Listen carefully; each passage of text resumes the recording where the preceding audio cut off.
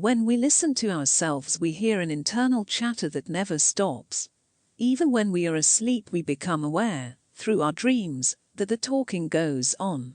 It is as if there are people in our head constantly advising, guiding, opinionating, reprimanding, consoling, or warning us. Acknowledging and paying attention to these people is not a sign of madness, at least not for the vast majority of us. On the contrary, it indicates a sensitivity to the complexity, intelligence, and mystery of our psyche, and is an important step towards dealing with our inner conflicts. Inner people. Most of our inner people emerge in early childhood as adaptive responses to help us cope with specific problems or challenges. So, for example, my people-pleasing person might have developed as the best response to deal with playground challenges, and my hyper-competitive person might have enabled me to stand up to a high-achieving older sibling. As we grow and are increasingly socialized, many of our people are exiled because our developing ego cannot, or does not want to, see a role for them in the external world. Our ego is the part of us that we call me, and it is concerned with how to adapt and conform to social norms and values. However, our ego, while doing a vital job, is only a partial expression of who we are. When we ignore, dismiss, deny, or repress other people, we experience inner conflicts, often in the form of anxiety, depression, anger, disengagement, and dissatisfaction. However, when our people are recognized and included in our lives, they become a resource offering insights and intelligence that our ego, preoccupied with fitting in, misses. When we pay attention to and draw upon the diversity of our inner intelligence and experience, we start to feel more authentic in our relationships and make more choices that align with our deepest values. Not all our inner people are hidden or in exile. Some are very vocal, and their unmanaged presence can end up interfering in and disrupting our ego's attempts to survive and thrive in the world. A particularly problematic inner person is our critic, who can get in the way of us hearing and benefiting from the diverse perspectives and wisdom that we hold within. Misunderstood and unmanaged, our critic controls, punishes, berates, and belittles, making us defensive and doubting our self-worth. And, if that were not enough, our critic also seeks to extend its influence over the external people and relationships in our lives. Research shows that those of us with a strong critic tend to be very critical of others too. Understanding our critic is the first step in being able to manage it. Understanding our critic. Our critic emerged to help us survive the social world into which we were born. To survive, we needed to quickly learn the family and cultural standards of right and wrong that would secure our protection and belonging among others. Our critic listened out for and was a constant reminder of who we should and shouldn't be according to those standards. Thus, our critic is the internalized voice of early authority figures whose survival solutions seemed most effective when we were young.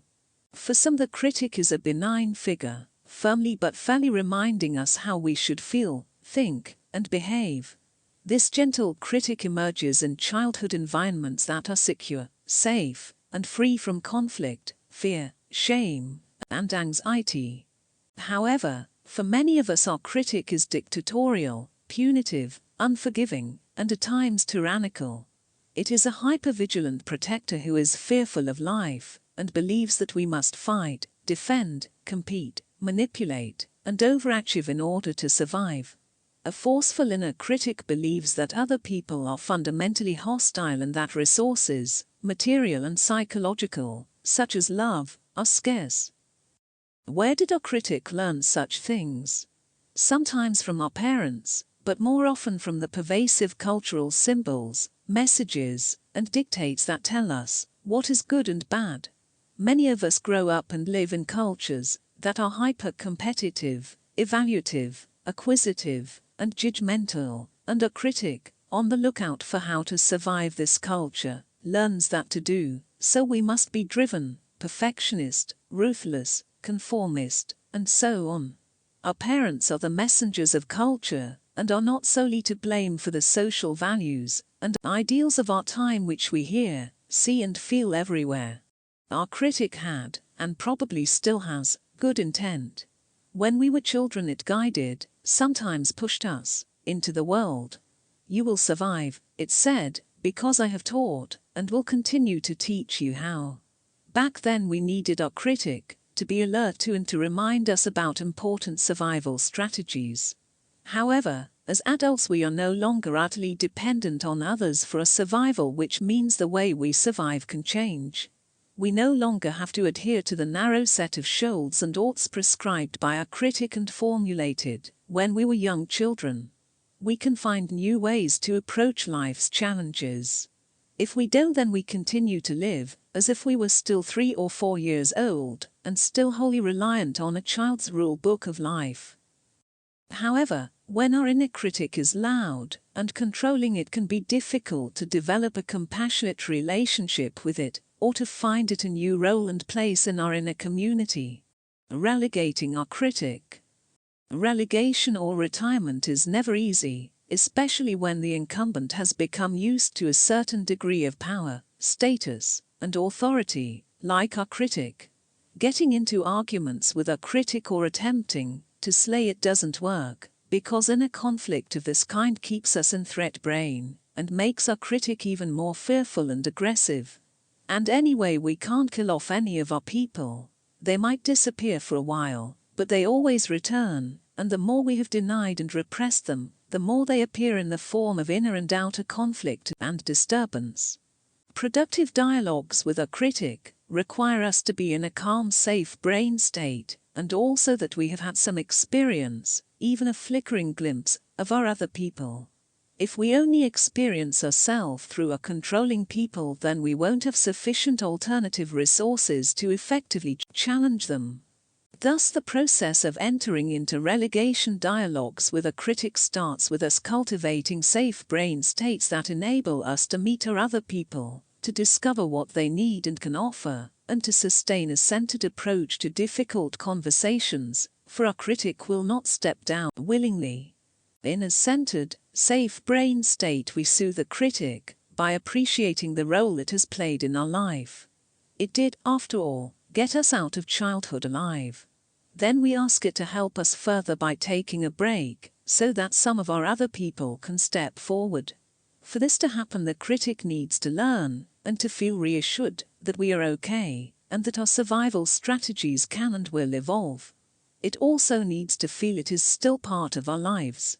The British author Jeanette Winterson goes walking with her critic for an hour a day, so that it can vent its feelings while she listens.